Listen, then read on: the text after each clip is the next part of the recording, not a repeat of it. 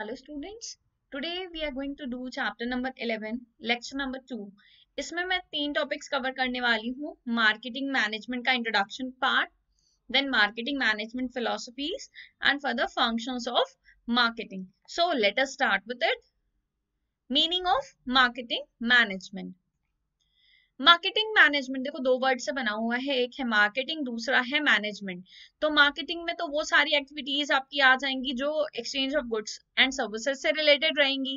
And management आप already पढ़ चुके हो, जिसमें हमने planning, organising, staffing, directing and controlling पढ़ा है. तो मार्केटिंग मैनेजमेंट में स्टाफिंग वाला पार्ट छोड़ करके बाकी आप देखो planning, organizing, directing and controlling the activities which result in exchange of goods and services. तो ये बहुत ही सिंपल सी डेफिनेशन है जो आप याद रख सकते हो एंड एग्जाम में इसको लिख सकते हो.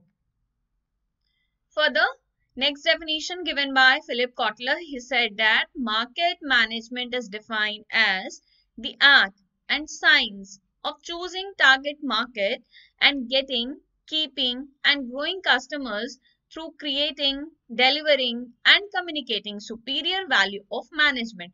तो अगर इस डेफिनेशन को हम छोटे छोटे पार्ट में तोड़ तोड़ करके देखें तो ये डेफिनेशन बहुत ही मीनिंगफुल एंड बहुत ही सिंपल है. आप पहली लाइन देखो, the art and science of choosing target market. तो टारगेट मार्केट जो है बहुत ही इंपॉर्टेंट होता है, क्योंकि इसी के बेसिस पे आप डिसाइड करोगे कि आपको आपके कस्टमर्स, फ्यूचर में कस्टमर्स कौन होने वाले हैं, आपको कौन सा प्रोडक्ट बनाना है, आपको फीमेल से रिलेटेड बनाना है, मेल से रिलेटेड बनाना है, ओल्ड पीपल से रिलेटेड बनाना है, यंग जनरेशन से रिलेटेड बनाना है, बेबी प्रोडक्ट्स बनाने, and there are many other criteria जिसके बेसिस पे आप ये डिसाइड कर सकते हो कि आपका टारगेट मार्केट कौन सा होगा. तो मार्केटिंग मैनेजमेंट जो आपकी हेल्प करता है ये चूज करने में कि आपका टारगेट मार्केट क्या होगा. उसके बाद getting, keeping and growing customers. तो आपको कस्टमर्स लेने हैं, बुलाने हैं कस्टमर्स, ठीक है, आपको अट्रैक्ट करने हैं, आपको वो कस्टमर्स रिटेन करके रखने हैं, एंड साथ ही साथ आपको ये कोशिश करनी है कि आपके customers day by day increase होते रहें. कैसे? Through creating, delivering and communicating superior value of management. कैसे आपको करना है? आपको जो है अच्छा प्रोडक्ट बनाना है, वो प्रोडक्ट जो है डिलीवर करना है, एंड आपको जो है अच्छे प्रमोशनल टूल्स यूज करके अपने प्रोडक्ट की सुपीरियर वैल्यू को कम्युनिकेट करना है, लोगों तक पहुंचाना है. आपको अपने प्रोडक्ट की जानकारी दूसरों को देनी है ताकि वो आपके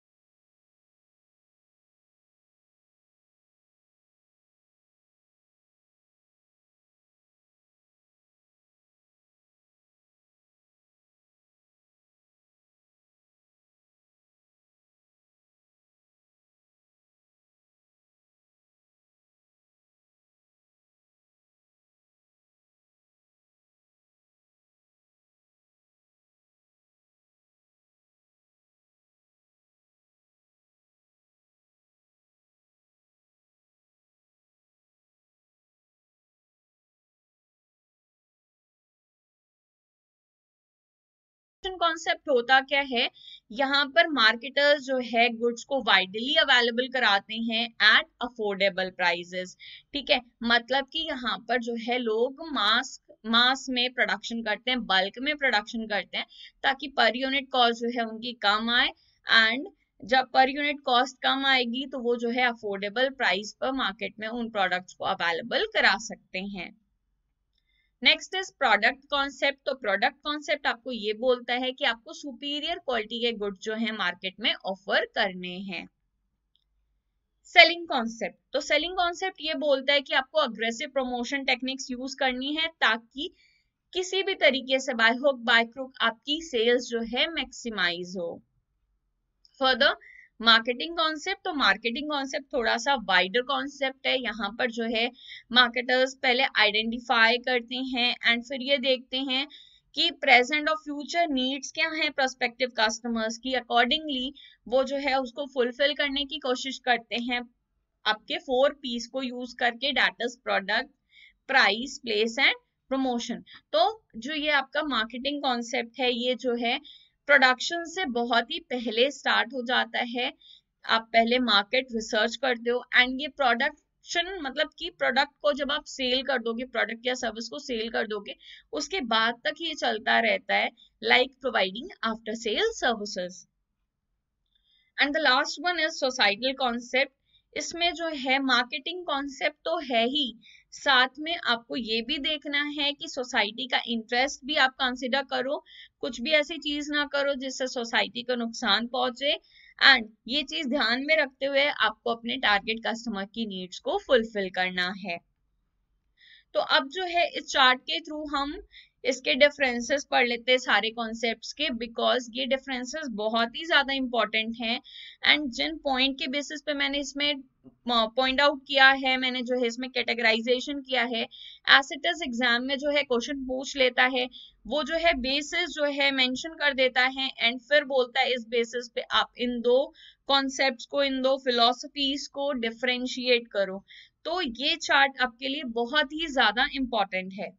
So let us start with the difference between marketing philosophies. यहाँ पर marketing philosophies में आपके जो है 5 concepts हैं, production, product, selling, marketing and society concept. तो कुछ बेसिस पर हम जो है इन्हें डिफरेंशिएट करने वाले हैं एंड ये बहुत ही ज्यादा इंपॉर्टेंट है क्योंकि एज इट इज जो है क्वेश्चन एग्जाम में पूछ लेता है इससे।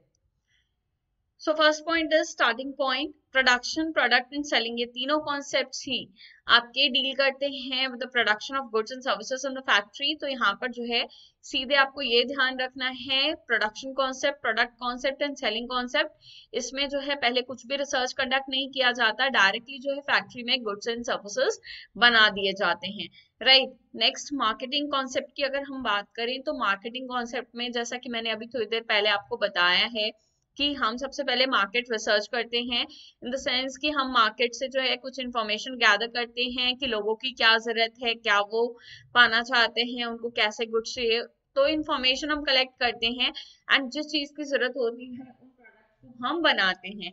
तो मार्केटिंग कॉन्सेप्ट आपका स्टार्ट होता है मार्केट से। नेक्स्ट हम बात कर रहे हैं सोसाइटल कॉन्सेप्ट की। तो सोसाइटल कॉन्सेप्ट आपका मार्केट से स्टार्ट होता है, साथ में जो है हम ये भी ध्यान रखते हैं कि जो ट्रेडिशंस हैं, कस्टम्स हैं सोसाइटी के, उनको कुछ भी डैमेज ना पहुंचे, हम कुछ भी ऐसा ना करें कि सोसाइटी को जो हमारे किसी भी तरीके का कोई भी नुकसान हो। Next point is main focus. तो प्रोडक्शन कॉन्सेप्ट में मेन फोकस दिया जाता है on the quantity of production, मतलब कि मास प्रोडक्शन या बल्क प्रोडक्शन किया जाता है ताकि पर यूनिट कॉस्ट जो है वो कम आए, एंड अगर पर यूनिट कॉस्ट कम आएगी तो हम जो है गुड्स को बेच सकते हैं एट द अफोर्डेबल प्राइसेस। तो यहाँ पर जो है प्रोडक्शन कॉन्सेप्ट में मास प्रोडक्शन पर, क्वांटिटी ऑफ प्रोडक्ट पर ध्यान दिया जाता है। Next one is product concept आपका, तो इसमें क्वालिटी ऑफ प्रोडक्ट पर ध्यान दिया जाता है कि हम अच्छी क्वालिटी का प्रोडक्ट अगर मार्केट में बेचेंगे तो लोग उसे खुद खरीदेंगे। थर्ड वन है सेलिंग कॉन्सेप्ट। तो सेलिंग कॉन्सेप्ट ये कहता है कि हमने जो भी बनाया है हम वही बेचेंगे, by any means, by hook by crook, कुछ भी करके, सामदाम दंड भेद यूज करके हम जो है किसी भी तरीके से अपने गुड्स को मार्केट में बेचेंगे। Fourth one is marketing concept. तो मार्केटिंग कॉन्सेप्ट ये कहता है कि हमें गुड्स बेचने हैं लेकिन हमारा मेन मोटिव ये है कि हमारा कस्टमर सेटिस्फाइड रहे, तो कस्टमर सेटिस्फैक्शन यहाँ पर मेन फोकस होता है। एंड सोसाइटल कॉन्सेप्ट में कस्टमर सेटिस्फैक्शन तो होना ही है, लेकिन साथ में हमें ये भी ध्यान रखना है कि जो भी ट्रेडिशंस हैं, जो भी कस्टम्स हैं सोसाइटी के, उसके तहत रहते हुए, उसमें ही रहते हुए हमें जो है कुछ भी काम आगे करना है। Third one is means. Means मतलब कि जरिया, ठीक है। तो प्रोडक्शन कॉन्सेप्ट में हमें क्या करना है, क्वांटिटी बढ़ानी है। क्वांटिटी कैसे, विद अवेलेबिलिटी एंड अफोर्डेबिलिटी, हम जो है गुड्स को मार्केट में अवेलेबल करा देंगे एट द अफोर्डेबल प्राइसेस, तो हमारे गुड्स बिकेंगे।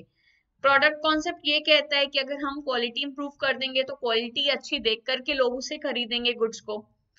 सेलिंग कॉन्सेप्ट ये कहता है कि हमें जो है सेलिंग और प्रमोटिंग करके, है ना, किसी भी तरीके से प्रमोशनल टेक्निक्स यूज करके हमें अपनी सेलिंग बढ़ानी है। मार्केटिंग कॉन्सेप्ट मार्केटिंग टेक्निक्स के थ्रू, ठीक है, जो भी मार्केटिंग टेक्निक्स होती हैं उनको यूज करके हमें मार्केटिंग कॉन्सेप्ट अपना आगे कंटिन्यू करना है। एंड सोसाइटल कॉन्सेप्ट में भी मार्केटिंग टेक्निक्स ही यूज करने हैं। फोर्थ पॉइंट इज एंड्स या फिर प्रॉफिट थ्रू। तो यहाँ पर जो है सारे ही कॉन्सेप्ट इस पे बेस्ड हैं कि हमें प्रॉफिट अर्न करना है, लेकिन प्रॉफिट अर्न करने का जरिया अलग अलग है, ठीक है। मतलब प्रोडक्शन कॉन्सेप्ट ये कहता है कि अगर हम लार्ज वॉल्यूम प्रोडक्शन करेंगे तो पर यूनिट कॉस्ट कम आएगी, तो हम जो है ज्यादा बना करके प्रॉफिट कमाएंगे। प्रोडक्ट कॉन्सेप्ट ये कहता है कि हम क्वालिटी प्रोडक्ट बनाएंगे, थोड़ा सा महंगा बेचेंगे मार्केट में एंड वहां से हम प्रॉफिट अर्न करेंगे। सेलिंग कॉन्सेप्ट ये कहता है कि हम जो है सेल्स की वॉल्यूम बढ़ा देंगे, ज्यादा ज्यादा बेचेंगे एंड फिर हम प्रॉफिट अर्न करेंगे। मार्केटिंग कॉन्सेप्ट ये कहता है कि हम कस्टमर को सेटिस्फैक्शन प्रोवाइड करेंगे एंड अगर कस्टमर सेटिस्फाइड हो जाएगा तो वो लॉन्ग टाइम तक रिटेन करेगा हमारे साथ, एंड वो रिटेन करेगा तो ऑब्वियसली हम फ्यूचर में प्रॉफिट अर्न करते ही रहेंगे। सोसाइटी कॉन्सेप्ट ये कहता है कि कस्टमर सेटिस्फैक्शन होना चाहिए, साथ में सोशल वेलफेयर भी होना चाहिए, तो इसको ध्यान में रखते हुए ही हम प्रॉफिट अर्न करेंगे। एंड कुछ कीवर्ड्स हैं यहाँ पे मैंने कोट किए हैं, कैसे आप जो है इन सारे कॉन्सेप्ट्स को बाइफरकेट कर सकते हो, पहचान सकते हो अपनी केस स्टडीज में। तो ध्यान से इन कीवर्ड्स को आप देख लो, ठीक है। प्रोडक्शन कॉन्सेप्ट के लिए लार्ज स्केल प्रोडक्शन या फिर minimum cost, selling at low price. Product concept में good quality, extra features, product improvement. Selling concept के लिए आपका sales volume, promotional techniques, attracting and persuading customers. Marketing के लिए identify the need and fulfil it, customer satisfaction.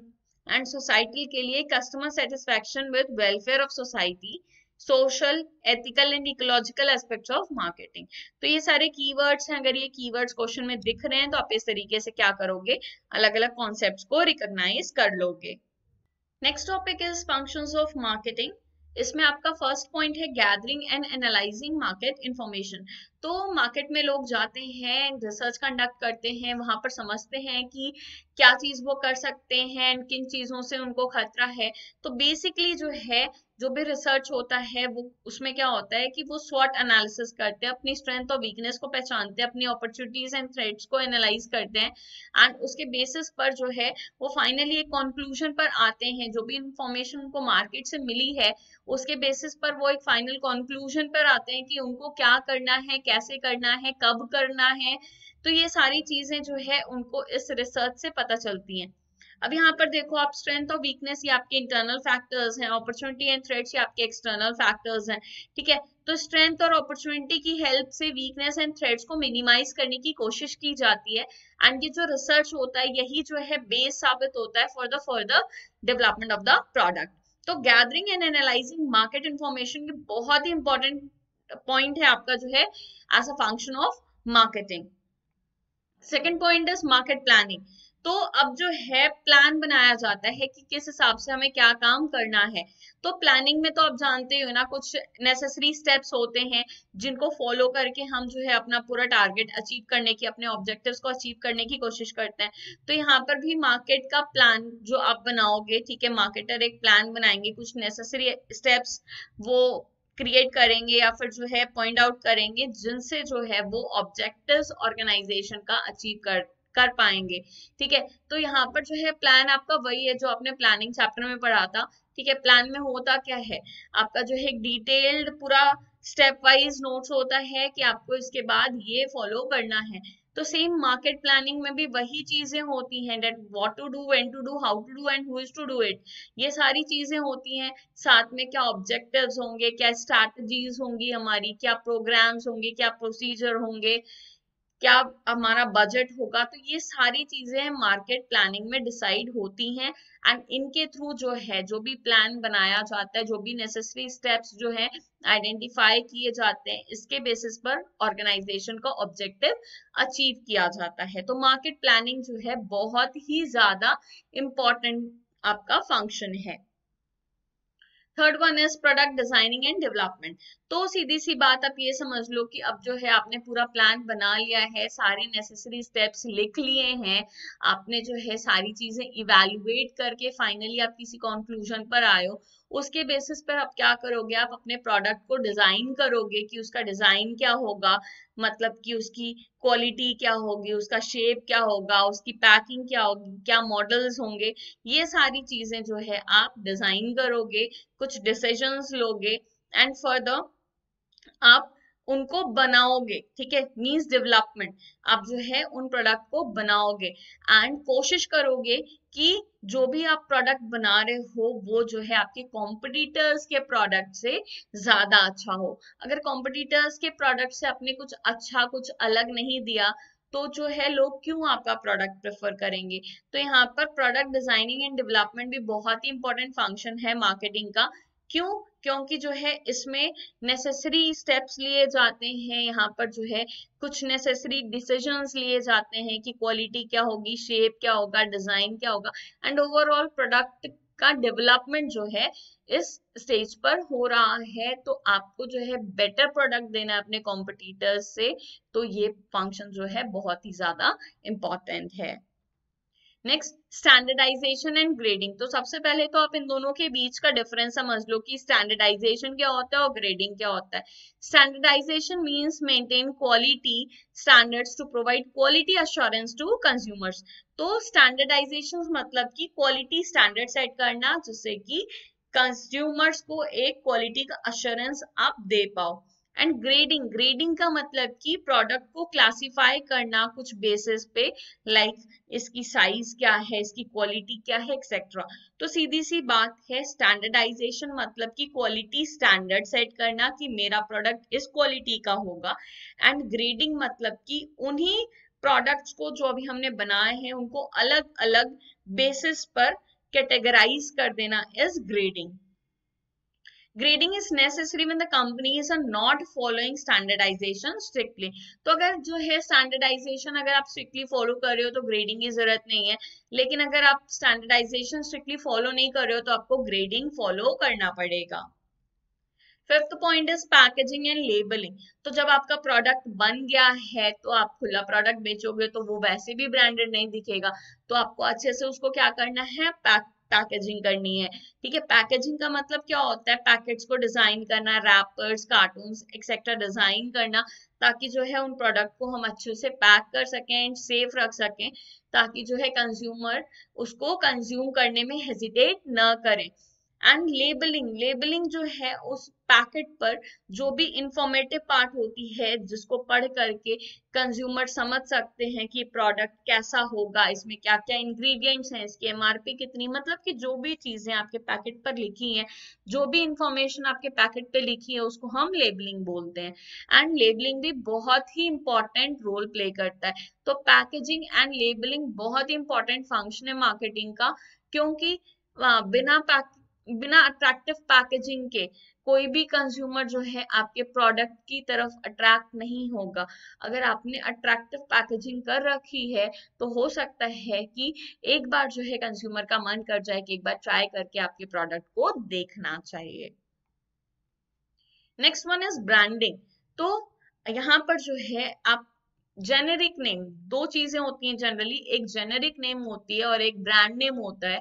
तो generic name जैसे मैंने बोला सोप, तो सोप तो कितने ज्यादा ब्रांड्स के आते हैं तो वहां पर सोप आप आइडेंटिफाई नहीं कर पाओगे, लेकिन मैंने बोला लक्स का सोप, ठीक है, लक्स सोप, तो आप उसको आइडेंटिफाई कर लोगे।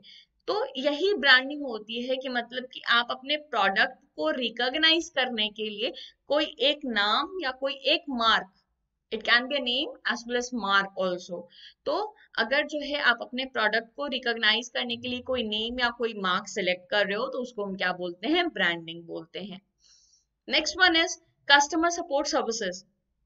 तो सीधी सी बात आप यहाँ पर देखो, जैसे कि आजकल आप क्या करते हो, Amazon से शॉपिंग करते हो, ठीक है, तो Amazon से अगर आप शॉपिंग कर रहे हो, अगर उसने रिटर्न पॉलिसी नहीं रखी होती कि एक बार जो प्रोडक्ट बेच दिया वो हम वापस नहीं लेंगे, तो आप हेजिटेट करते, आप जो है वहां पर नहीं चाहते कि हम जो है Amazon से कुछ भी प्रोडक्ट खरीदे या फिर हमें कोई भी दिक्कत आएगी तो वहां का उसका कस्टमर सपोर्ट सर्विस है, हम जो है तुरंत कस्टमर केयर में कॉल करके अपनी कंप्लेंट हम रजिस्टर करा सकते हैं।